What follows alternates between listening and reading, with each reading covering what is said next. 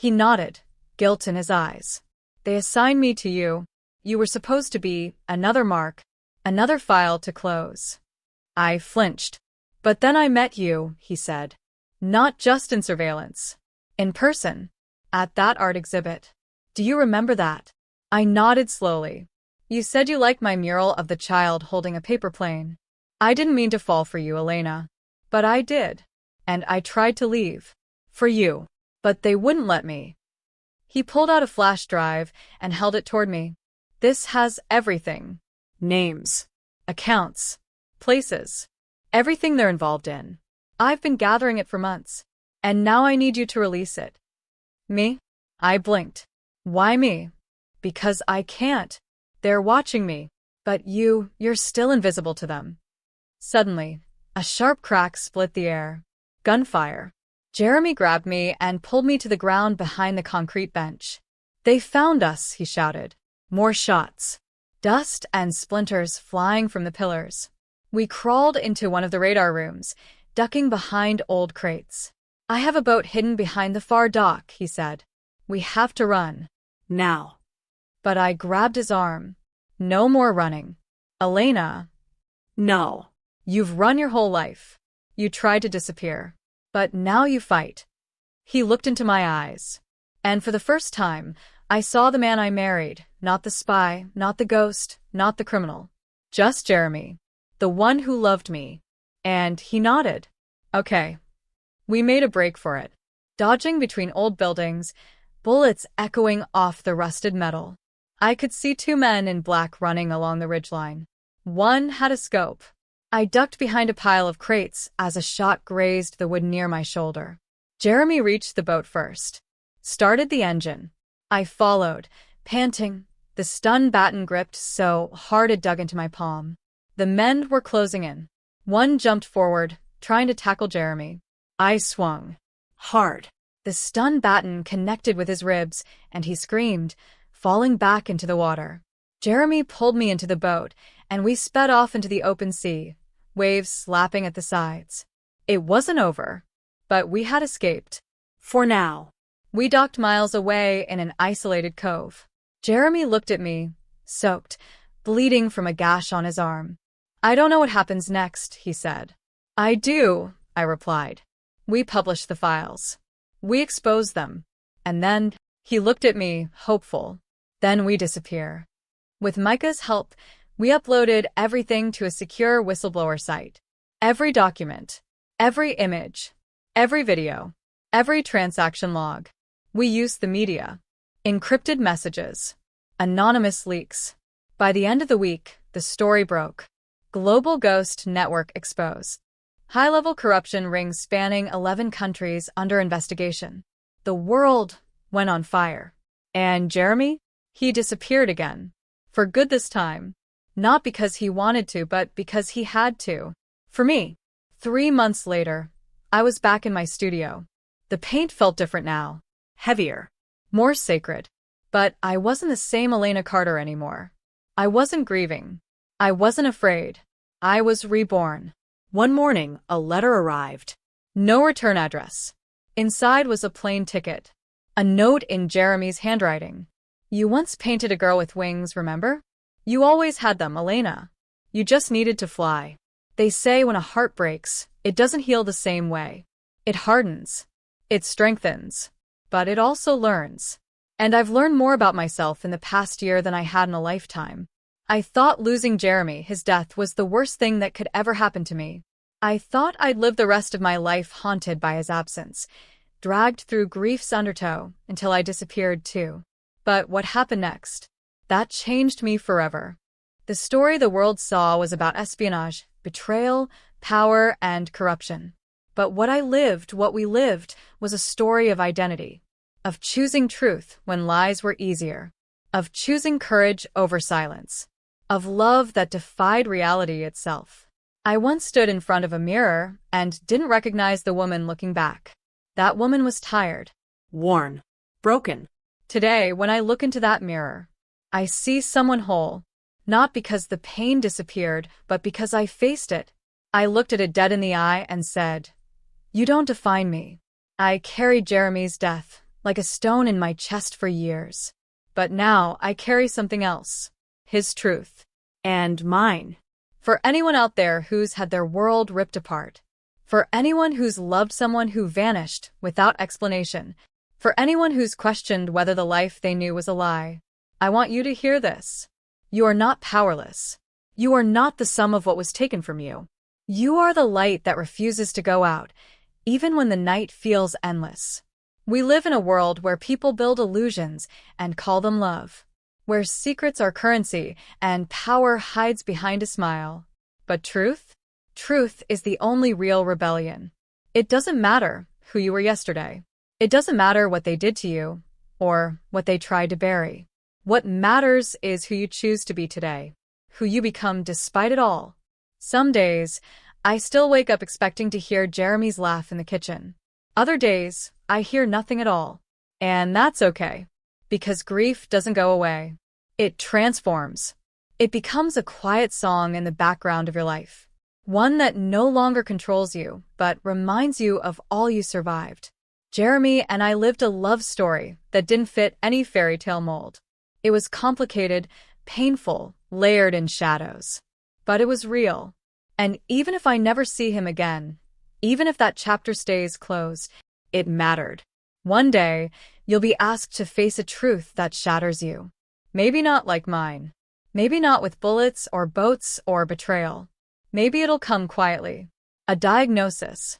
A goodbye. A memory you can't unsee. And when that moment comes, you'll have a choice. Will you let it break you?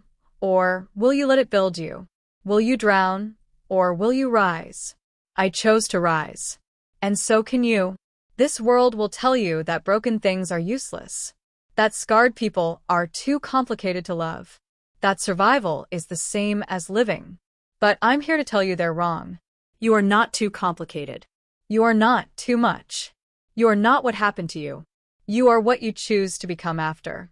And if you're wondering what happened to the ones who hunted us, who tried to silence Jeremy forever, they're gone.